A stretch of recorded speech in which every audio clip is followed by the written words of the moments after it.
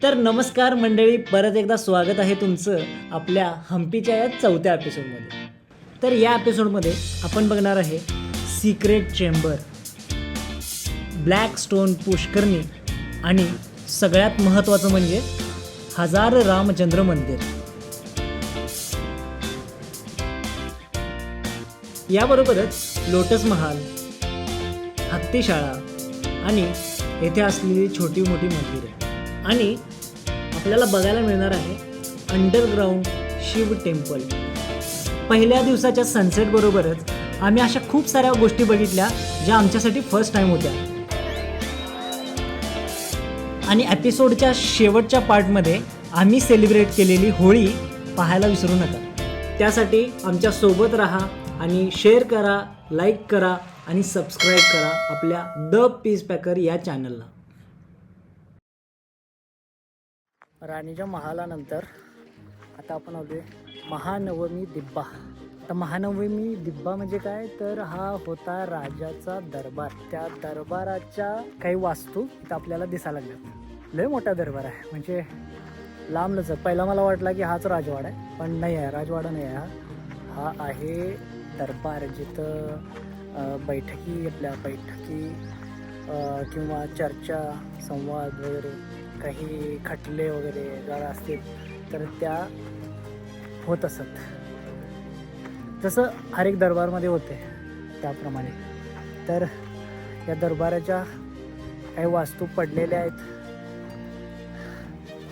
काही कुंड दिसायला लागल्यात, काही डांब दिसायला लागल्यात आणि काही कार्विंग केलेले दिसायला लागल्यात. तर हे आपण बघूया. हा एक भव्य 3 स्तरांचा चौकोनी दगडी व्यासपीठ आहे, सुमारे 12 मीटर उंच. व्यासपीठाच्या भिंतीवर हत्ती, घोडे, सैनिक, नर्तक यांची कलात्मक शिल्पे कोरलेली आहेत. पूर्व, पश्चिम आणि उत्तर दिशांना पायऱ्या आहेत. नवरात्रीत येथे भव्य सोहळे, धार्मिक विधी, नृत्य व संगीत यांचे आयोजन केले जात होते. त्यानंतर आम्हाला सापडला एक गुप्त कक्ष, म्हणजेच सिक्रेट चेंबर. संशोधकानुसार हा कक्ष राजघराण्याच्या सिक्युरिटीसाठी आणि गुप्त बैठकांसाठी वापरला जात असे. हा कक्ष दगडी बांधकामात भुयारासारखा आहे. खूप खोल नाही, पण लपलेला असल्यामुळे सहज दिसत पण नाही. त्याच्या आतली भिंती व छत नेहमीच्या दगडी बांधकामापेक्षा वेगळ्या पद्धतीने बांधलेले आहे, ज्यामुळे तो टिकाऊ व सुरक्षित राहतो. शासकीय गुप्त बैठका, सैनिकी योजना, खजिन्याचा सुरक्षित ठेव.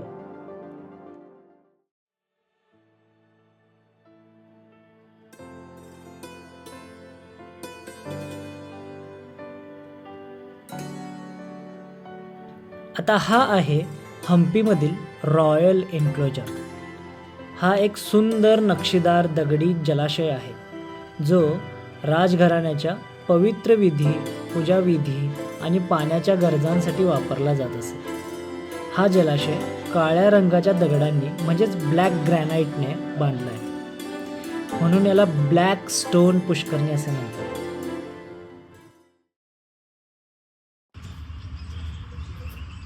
We are doing blog.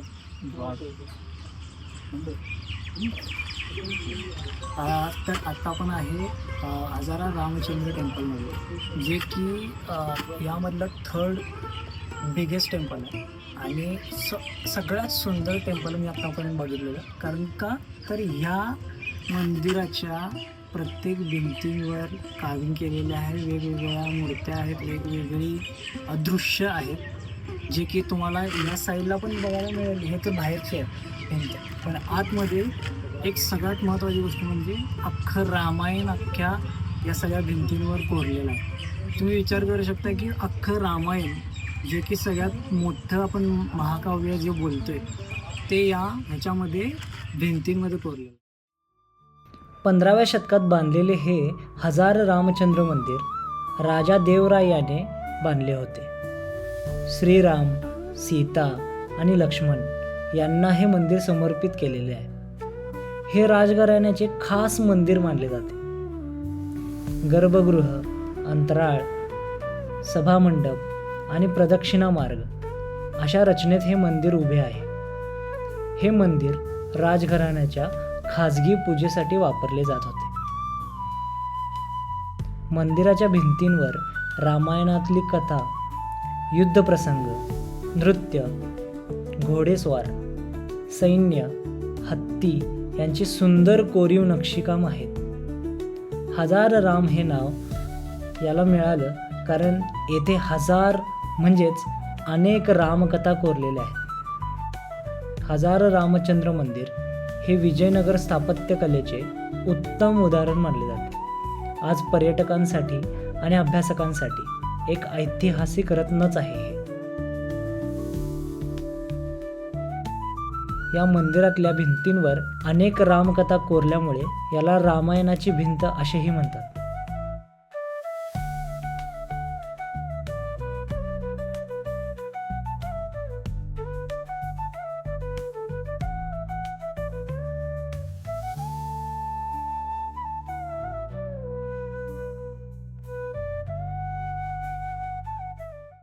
पंधराव्या शतकात विजयनगर साम्राज्याच्या काळात बांधलेले हे लोटस महाल राजघराण्याच्या स्त्रियांसाठी विश्रांतीचे ठिकाण आणि कधीकधी खास राजकीय बैठकांसाठी वापर केले जात होते.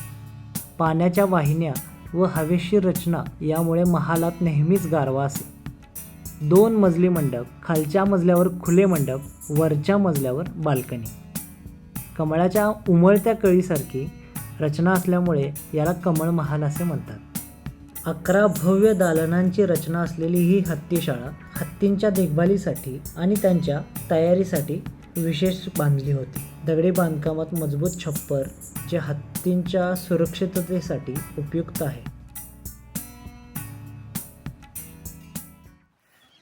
हत्तीघरापासून खाली एक वाट जात्या जिथं 2 मंदिरं आपल्याला दिसतात आणि त्या मंदिरांची नावं आहेत शृंगारदा मंदिर आणि वैष्णव टेम्पल, जे की बरोबर एकच आहेत, शेजारीच आहेत. चांगल्या अवस्थेत नाहीत, थोड्याफार डाग वगैरे पडलेले आहेत, छत तर नाहीच आहे. पण आता आपण या साईडला लास्ट मॉन्युमेंट्स बघतोय, त्यामुळे हे आपण सोडायला नको.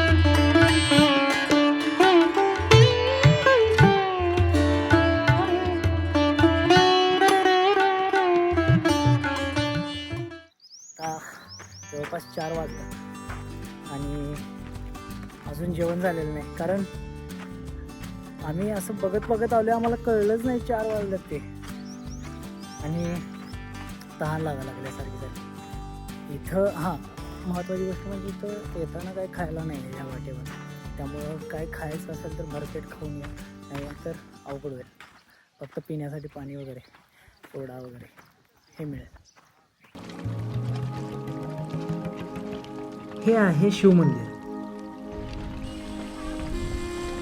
मंदिराच्या अंतर्गत भागात विशेषतः गर्भगृहात वर्षभर पाणी साचलेले असते. पावसाळ्यात पाण्याची पातळी वाढते, ज्यामुळे प्रवेश मर्यादित होतो. काही तज्ज्ञांच्या मते तुंगभद्रा नदीच्या पाण्याचे प्रवाह मंदिरात येतात, परंतु याची निश्चित माहिती उपलब्ध नाही. मंदिराच्या जवळील नोबलमॅन क्वार्टर्समुळे हे मंदिर राजघराण्याच्या खाजगी पूजेसाठी वापरले जात असते.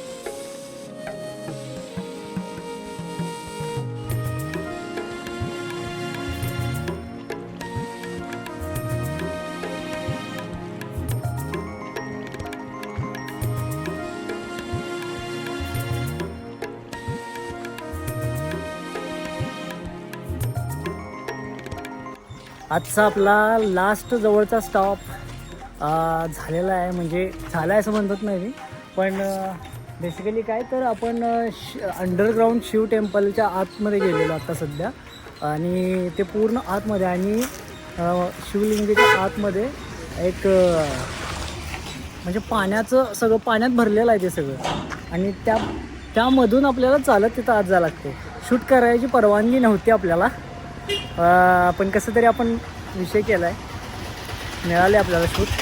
बरं आता आपण रिटर्न चाललो आहे, आणि त्या रिटर्नमध्ये आपल्याला पहिल्यांदा काहीतरी खायला पाहिजे, नाहीतर प्रॉब्लेम होणार सगळा,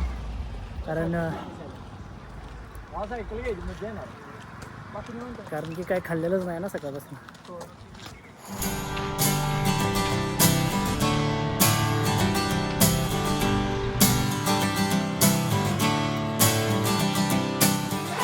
आम्ही एवढं बघत होतो सगळं प्लेसेस वगैरे, आणि जेवायचं दुपारचं विसरलो म्हणजे काय की नव्हतं पण तिथं सोडा, फक्त खायला प्यायला म्हणला तर फक्त सोडा आणि सरबत वगैरे एवढंच होतं, नारळ पाणी वगैरे.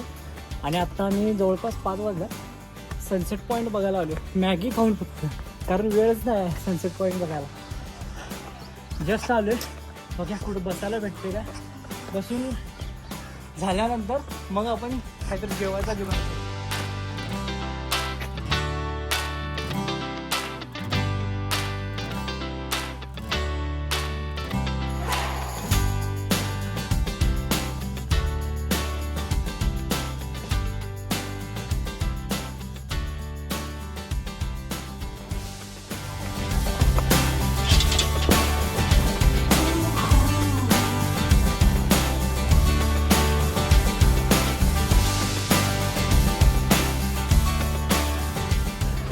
आता आम्ही सनसेट पॉईंट बघून आलेलो आहे, आणि खाली उतरल्यावर आम्हाला होलिका दहन जे आहे ना त्यासाठी सगळी लाकडं रस्त्याला दिसत आहेत. आणि आता आम्ही पहिल्यांदा एक स्टेचं बघतो, त्यानंतर होलिका दहनसाठी येणार. आता फ्रेश होतो मस्तपैकी, बोंबलायचं आपल्याला होळीसाठी. चलो चलते देखते. होळीच्या निमित्त विरूपाक्ष टेम्पलमध्ये आपल्याला प्रसाद भेटला आहे, आणि तो प्रसाद आपल्याला मिळाला यातच आपला विषय आहे. आता प्रसादामध्ये आपल्याला गोड खीर आणि हे सांबार असं दिलेलं आहे. वेगळं कॉम्बिनेशन आहे, नॉर्थवाल्यांना समजणार नाही, पण आता प्रसाद तो प्रसाद आहे. प्रसाद आपण पहिला खाऊ.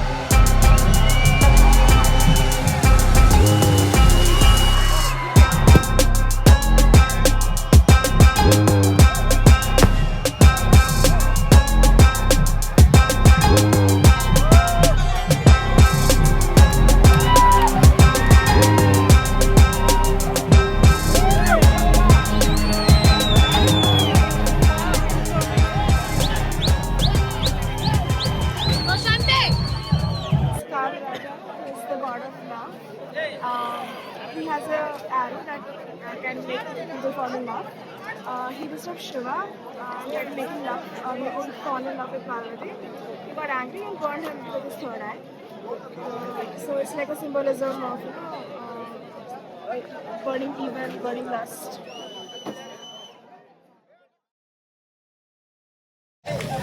पूर्ण होलिका दहनचा आपण पूर्ण इव्हेंट कव्हर केलेला आहे आणि बघितल्यानंतर मला एवढं भारी वाटलं की भाई आणि ही होळी आपण म्हणतोय होलिका दहन, तर ती सगळ्यात मोठी होळी आतापर्यंतची मी बघितली आणि त्या होळीसाठी जवळपास 10 फूट ते 12 फूटमध्ये ते लाकडं वगैरे रचवलेले आणि प्रॉपर जे ट्रॅडिशन आहे विथ ट्रॅडिशन त्यांनी हे सगळे साजरे केलेले आहे.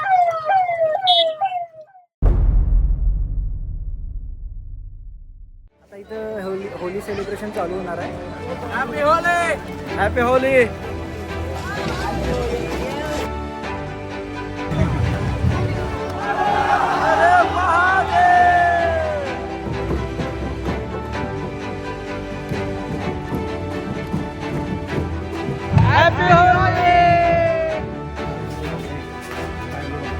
पायऱ्यांचा रस्ता आहे, त्यामुळे आता आम्ही विचार करायला लागलो की सायकल एक तर दुसऱ्या रस्त्याने घेऊन जायची, नाहीतर सायकल लावून चालत जायला पाहिजे.